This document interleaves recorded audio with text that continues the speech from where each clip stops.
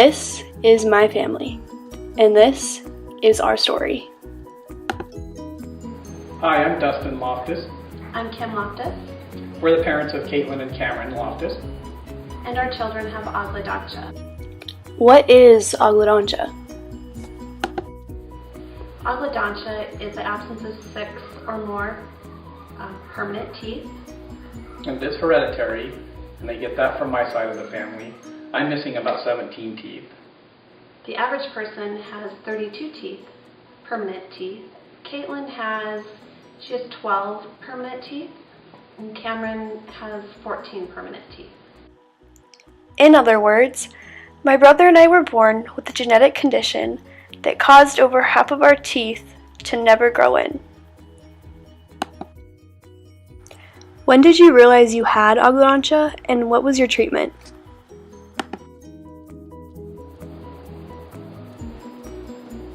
So growing up, I didn't know how many teeth I was really missing.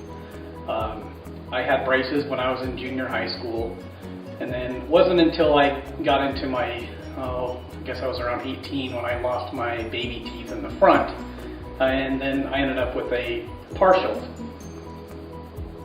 Partials it's like a retainer, and they have teeth in the place in the areas where the teeth are missing.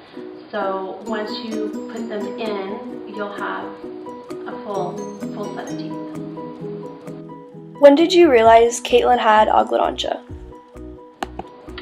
So being that Dustin had multiple missing teeth when I was pregnant, or after I had Caitlin, I was curious to see if she had any missing teeth. So the first time that you can have your first set of x-rays is age 3, so I took her to a dentist up in Scottsdale, and that's when it was determined how many teeth she was missing. When did you realize Cameron had oglodontia? A couple years later, I had Cameron, and we waited until he was 3 and had him x-rayed as well, and to the surprise of the dentist, Cameron had the same condition.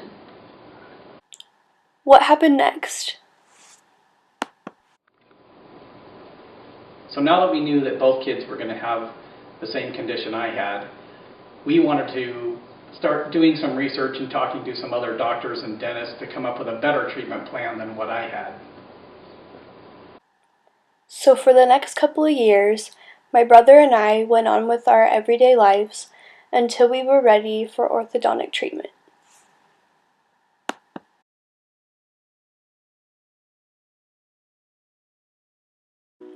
How old was Caitlin when she started orthodontic treatment? Now we need to talk about, so when Caitlin was 6, that's when I took her to an orthodontist. Or to say that I took her to Garden Mason Orthodontics, and that's when Dr. Mason, I remember him asking Caitlin how she felt with her teeth. No, because you might start crying. So that really was the start of Caitlin's treatment. So, which is still ongoing.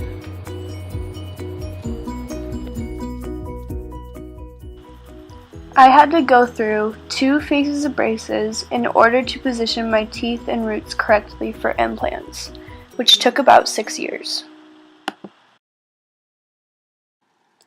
What exactly did phase 1 and phase 2 do? And she had braces put on her 2 top front teeth, where they pulled those teeth together. And then her second phase, she was about age 11, and after consulting with an oral surgeon and the orthodontist, they worked together. It was determined that to prepare her for implants when she's about age 18 or 19, when her body is done growing. And for implants, the oral surgeon thought it would be best that we set up her orthodontic treatment to where we would have alternating teeth and an implant. So being that Caitlin was missing so many teeth, they're called TADs. TADs are little screws, and they're put into the gums, into the bone, 2 up top and 2 in the very back. And that's what the orthodontist used to pull her teeth forward or back to make room for fake teeth called Pontics.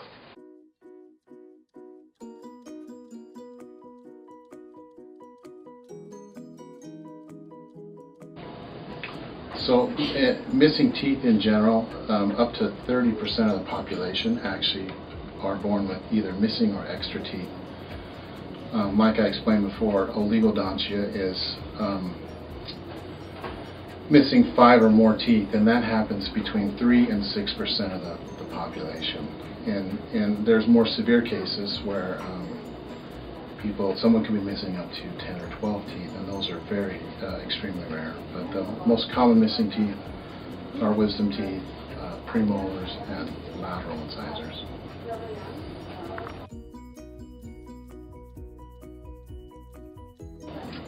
Dental implants replace missing teeth. When a patient is growing, the actual jawbone and the teeth grow with the patient. And if implants are placed too soon, the implants will stay put and the permanent teeth will continue to grow past them. And so we don't begin thinking about permanent tooth replacement with dental implants until the patient has completed growth.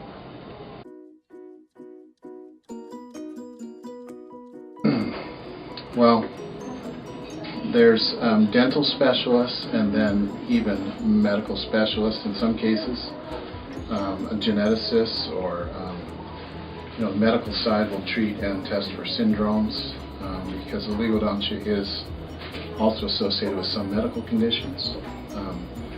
But if we're speaking about the dental world, first an orthodontist is needed, a restorative specialist, which could be a highly skilled general dentist, or a prosthodontist, which is a specialist of replacing crowns of teeth, an oral and maxillofacial surgeon, and then, depending on the needs, sometimes a periodontist.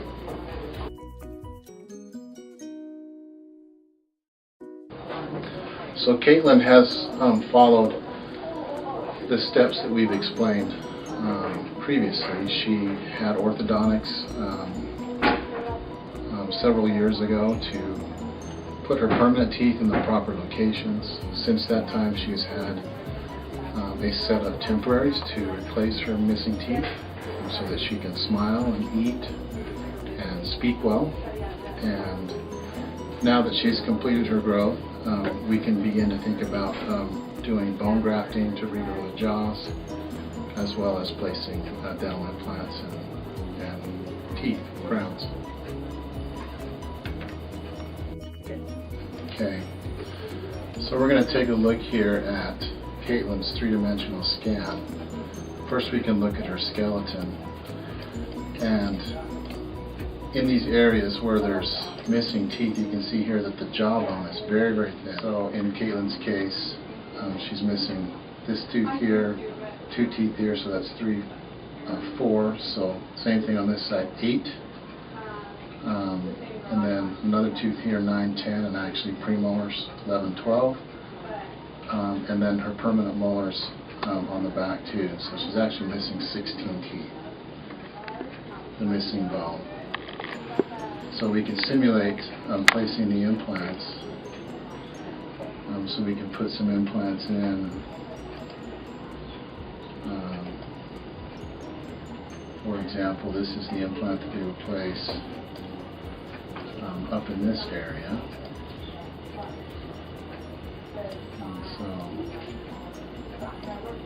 And this is the cross section of an implant. So you can see here that part of that implant is in bone and part is outside of bone here. So when we prepare her for implants, we'll graft bone in these areas so that these implants will fit in the areas. So these are the areas that we need to grow bone so that we can place the implants where they need to be. Actually, we can adjust it a little bit too. That's more like what we would expect for those 4 implants. And that's what technology and dentistry and medicine gives us today.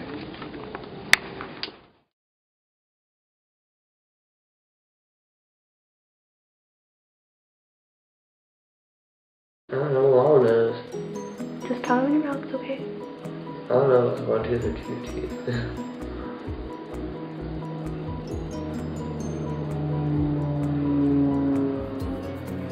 $18. 18? Do you know how many a normal person has? 30 something.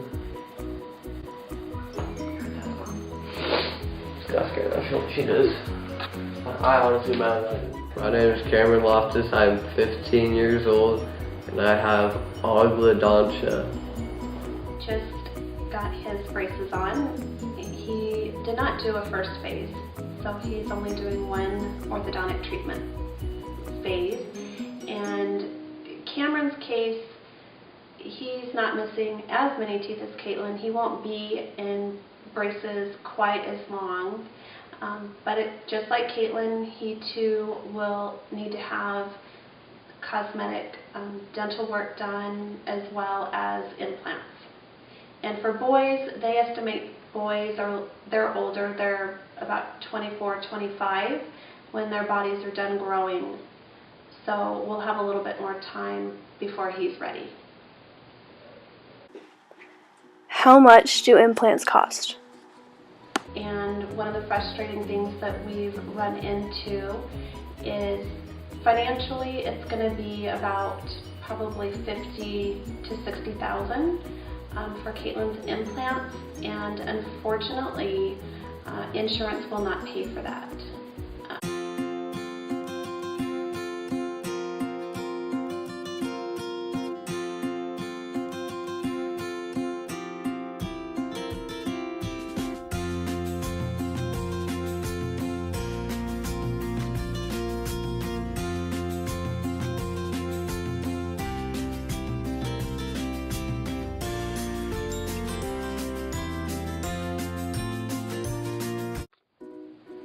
So I've been in touch with our representative here in our district, and I've left a message, and I'm just waiting for their office to contact me back just so that I can push forward to see what can be done on changing some insurance laws here in the state of Arizona. I know